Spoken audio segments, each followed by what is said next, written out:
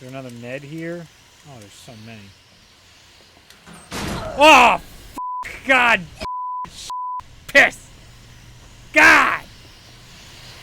Resident Evil 2 is absolutely fantastic. This is a franchise I skipped out on as a child because I don't like horror games. I was hesitant to play this game only because I have such apprehension toward horror games. The only other horror games I have played to completion are the original Fear and Until Dawn. Avoiding or leaving the area for other reasons, which we'll summarize in our presentation.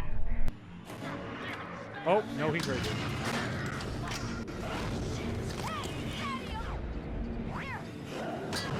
During my first playthrough of Resident Evil 2, I found myself taxed because my imagination was always far worse than the actual game. Thankfully, I pushed through the game and was rightfully rewarded.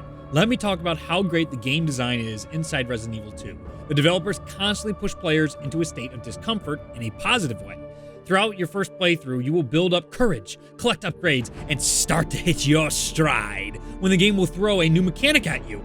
Absolutely brilliant. It throws you off balance every time you think you're finally safe. Some people ask, why would I want to play a game I can never get comfortable in? Well, that is the golden reward of Resident Evil 2.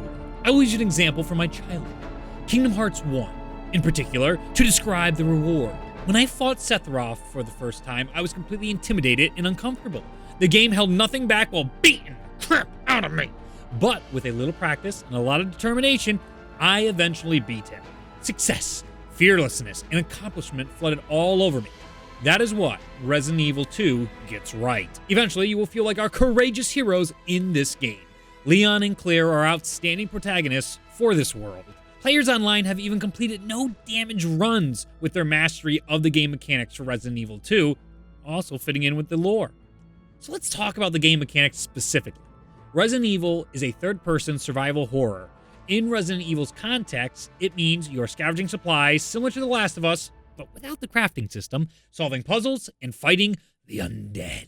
The undead in this game take a lot to kill thanks to the virus inside the game. Unlike in Call of Duty zombies, when you fight a zombie in Resident Evil 2, you will be burning your very limited ammo, alerting other undead to your location, and you are granted a sense of urgency with most encounters in the game. Even the simplest of zombies can cause problems for you if you're absent-minded. I love the fact that Resident Evil 2 changed my approach to the zombie genre after a decade of experience. Normally it turns into an action shooter once you get rolling, but because of the zombies' unwillingness to die, you, the player, must change your approach. You can waste all your ammo trying to get a true kill shot, or be surprised when walking by the corpses that are rising from the dead again after putting a whole salvo of bullets into them. How am I doing on ammo? Not great, right? But we don't have a bazillion zombies anymore. Oh, I found the worst jump scares weren't the planned ones in-game, but the ones that happened because a zombie I shot repositioned itself behind a door because I didn't finish it off. The next time I came through, boom!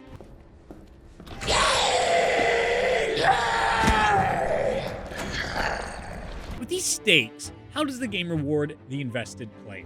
Each zombie type has a mechanic to it. Stun the walker zombie or shoot off the limbs to conserve ammo. Walk by the lickers because they are blind. Outrun or dodge the dogs. Aim for the right spots on the adult infected, and so on. Every enemy has its own unique trick. One, in particular, I will not share because that is best left as a surprise to players for the enjoyment of the game. That enemy certainly became a lasting memory in my playthrough. The inventory system is brilliantly remastered to have players rationing what they can carry. This makes it important for you to store items you don't need for fear of having the wrong item in your inventory during the worst possible times. It rewards players for their knowledge on the future playthroughs because the puzzles and codes remain the same. I love that fact because it allows for optimization. If players are looking for more inventory slots, they can look through the game for more safes, lockers, and hidden secrets. While playing Resident Evil 2, I found myself rewarded for my curiosity. Can I open this? Is there a way to upgrade weapons? When will it go away? What? Every time I stuck with the game, I found an answer to my question. Let's talk about some changes from the original Resident Evil 2 game, released in 1998, to the modern remake. In the past, Resident Evil had fixed camera angles, making things more intense in one respect, because the players never knew if there was something behind or in front of them at all times. In the current version, we have the freedom to look where we want, but the atmosphere is drastically improved. The limited technology of the past had still images for the backgrounds, while modern-day technology allows for the graphics to bring the game to life. Dynamic environments cast the locations in darkness with the sounds of rain, lightning, and zombie moans throughout the halls, making players adore a well-lit safe room. Oh god, yes, as long as they stay safe.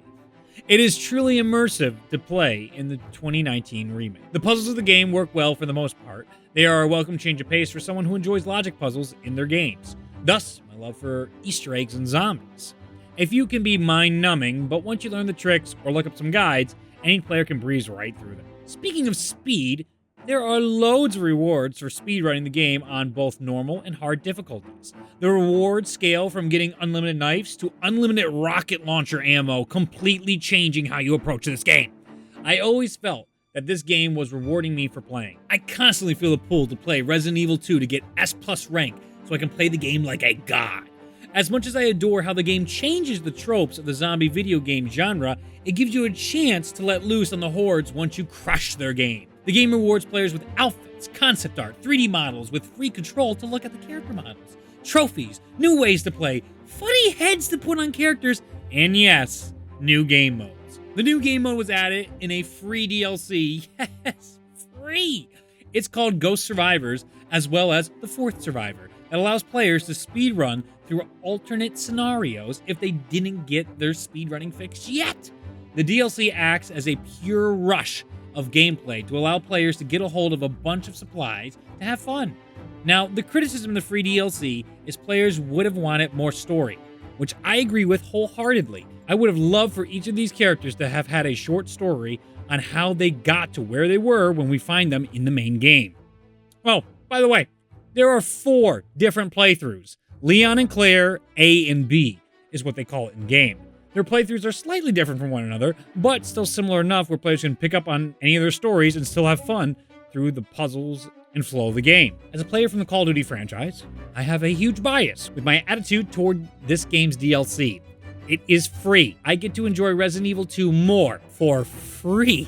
No season pass, no BS. I bought the game. I get more without any promises or flashy marketing. I just get more. Now, you can get a few exclusive items for $10 more with the special edition of the game. Not $20 more, not $40 more, not $140 more, but $10 more will get a player a few alternative outfits along with the exclusive weapon and a soundtrack. I bought the $70 edition to see if I would feel upset about wasting my money on the extra $10 for this review. At no point did I feel like it was a waste. Unlike the countless other special editions I have purchased in the past, I received 5 extra outfits where I swapped them out constantly and experienced no loading times while I wait to change the outfits. I used a samurai weapon on all my playthroughs and got to hear the original soundtrack when I wanted to. Now, Capcom could have nickeled and dimed me the whole game, but they didn't. In the PlayStation Store, they have a free theme for the game, and I shit you not, free character skins. In the age of Fortnite and Apex Legends, we got free skins to pay homage to the 1998 polygon character models of Leon and Claire. Holy moly. Borderlands 2 coming back? The lack of monetization was mind-blowing. Sales were better for Resident Evil 2 than Anthem, which is a massive AAA title, 6 years of development, massive $100 million marketing budget, and a ton of empty promises turned into a microtransaction cesspool. When I thought this game couldn't get any better, I found ResidentEvil.net. Just look at these statistics and leaderboards. Again, I come from the bias of the Call of Duty community. This is incredible at making players feel involved. In a game that isn't a head-to-head, you feel like you're a part of a community. You can remember if you contributed to the stats on the site because they have an exhaustive list of statistics. Seriously, look at this. Or a player can see if they took a top rank on the leaderboards.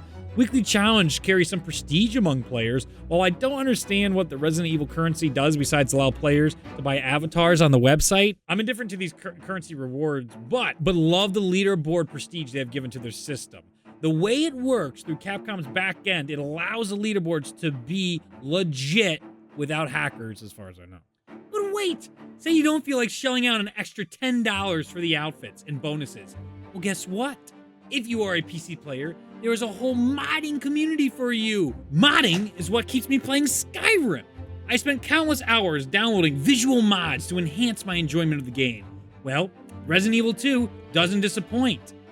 It has immersive mods, textures mods, fun gameplay mods, cheating mods, and of course the mods that make you laugh your butt off.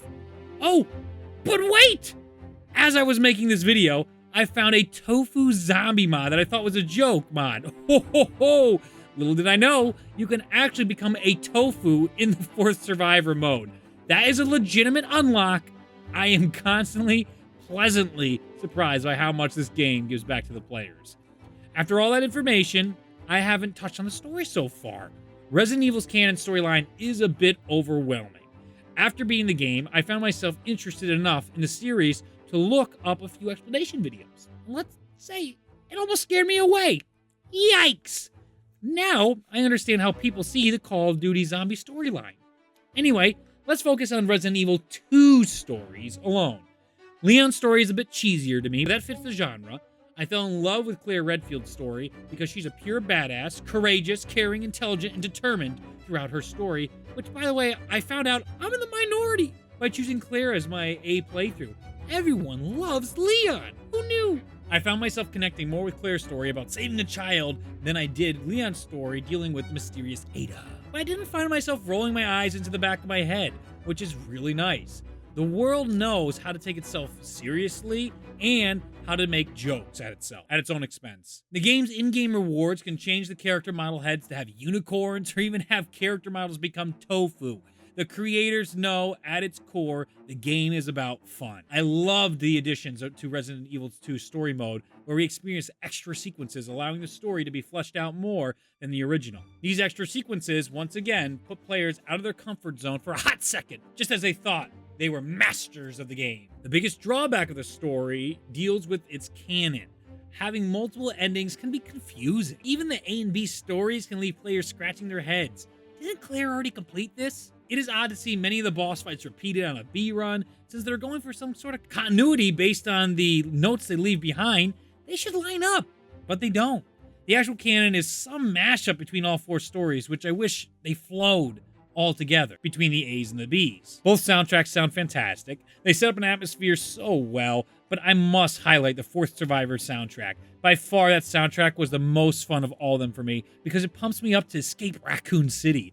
I was looking up speedruns online because that sequence was so cool. Some people beat it in less than 6 minutes. Wow. Honestly, I got so much out of Resident Evil 2, it is hard to have strong criticisms. The harder modes are friggin' hard. The zombies can be a pain in the butt sometimes. If you mess up the game, it dogpiles on you. If you have a bad save, you are shit out of luck. Some of the boss sequences can be a pain to deal with, and I know I felt that 2 of them feel like I couldn't do anything right. Watching speedrunners showed me it was only my newness to their boss mechanics holding me back, but still, not everybody's going to be speedrunning these games. I think these are solid arguments that people would have about the enjoyment of this game to players. So enough gushing about the game. Who is this for? I think it's easier to suggest who it isn't for, because I would recommend most gamers to get this game, especially for PC. People who can't stand gore will hate this game. People who hate being pressured to complete challenges will find this game very irritating during your first playthroughs. Players who don't like the horror genre will probably dislike this game if they don't stick with it. If you quit early, this game will feel like a huge letdown. Finally, if backtracking is a problem, this game is a nightmare. Since it is a remaster of the old game, reusing spaces was a trick to make games seem bigger with their limited hardware in the past. This typically caused there to be almost no wasted space in the best old games. Players who love in-game rewards, new models, speedruns, survival horror, inventory management, puzzles, suspense, mods, skins, leaderboards, and community will love this game. YouTube views are booming for Resident Evil 2 a month off release. The interest is there, which will probably spark a bunch of remakes. Selfishly, I hope the remakes are less convoluted in their story. Get a lot more people on board, because I'll be playing the next Resident Evil game after the successes of 7 and 2. In addition, it's tough to give feedback to the game that has a modding community that will fix anything you don't like. It feels like Skyrim, to be honest. In this sense, Skyrim was off my radar completely when it released. I picked it up for the PS3, fell in love, played it for PC, and got lost down the modding rabbit hole. It is something I still boot up every year. Resident Evil 2 is this surprise that allows me to have fun for the cost of the game. If you need a super strong story or hate survival horror, you should steer clear of this game. Otherwise, I can't recommend this game enough. Even to a Mr. Scaredy Pants like me, I couldn't be happier I stuck with this game.